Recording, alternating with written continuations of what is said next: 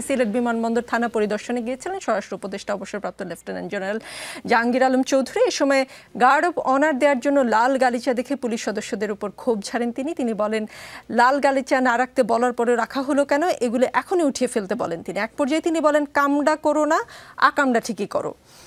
এই ধরনের একটা কথা তিনি তার ভাষায় বলেছেন। গাজায় ইসরায়েলি গণহত্যার প্রতিবাদে এই সিলেট শহরেই 13টি প্রতিষ্ঠানে, মানে নগরের মধ্যেই 13টি প্রতিষ্ঠানে, নগরের বাইরেও হয়েছে, হামলা ভাঙচুর হয়েছে। কোনো প্রতিষ্ঠানে লুটপাটও চালানো হয়। অনেকেই প্রশ্ন তুলেছেন, ভাঙচুর চালানোর সময় আইনশৃঙ্খলা বাহিনী কই ছিল? মানে রোগী মারা যাবার পর কেন ডাক্তার আসলো, তখন কি কামড়া করা হয়েছিল নাকি আকামড়া ছিল, মানে তখন তিনি কোথায় ছিলেন? আপনি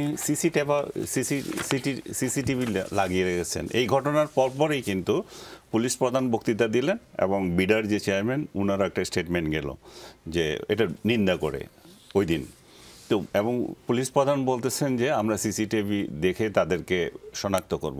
তো আপনি শনাক্ত করা পর্যন্ত ওয়েট করতে হচ্ছিল কেন? আপনি যখন হচ্ছিল তখন কোথায় ছিলেন? এখন তো শুধু আপনারা নয়, বরং সেনাবাহিনীও রাস্তায় আছে। তার মানে সেনাবাহিনী তো জনগণকে, পুলিশ বাহিনীকে হেল্প করার জন্য রাস্তায় আছে, তাই না?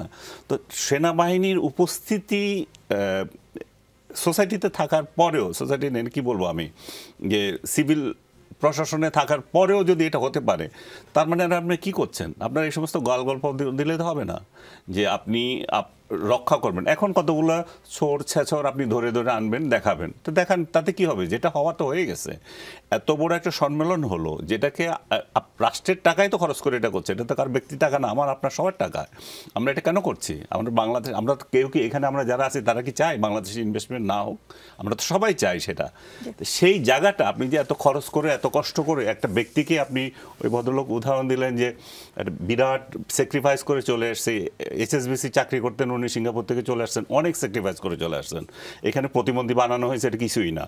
এবং আরেকজন স্যাক্রিফাইস করছেন খলিল সাহেব, এখন এই যে বৃদ্ধ বয়সে এদেশে চলে এসছেন, ওইখানে কি করতেন আমি জানি না, স্যাক্রিফাইস করে চলে এসছেন এবং প্রতিরক্ষা উপদেষ্টা হয়েছেন। এত স্যাক্রিফাইস দেখতে দেখতে আমরা হয়রান হয়ে যাচ্ছি।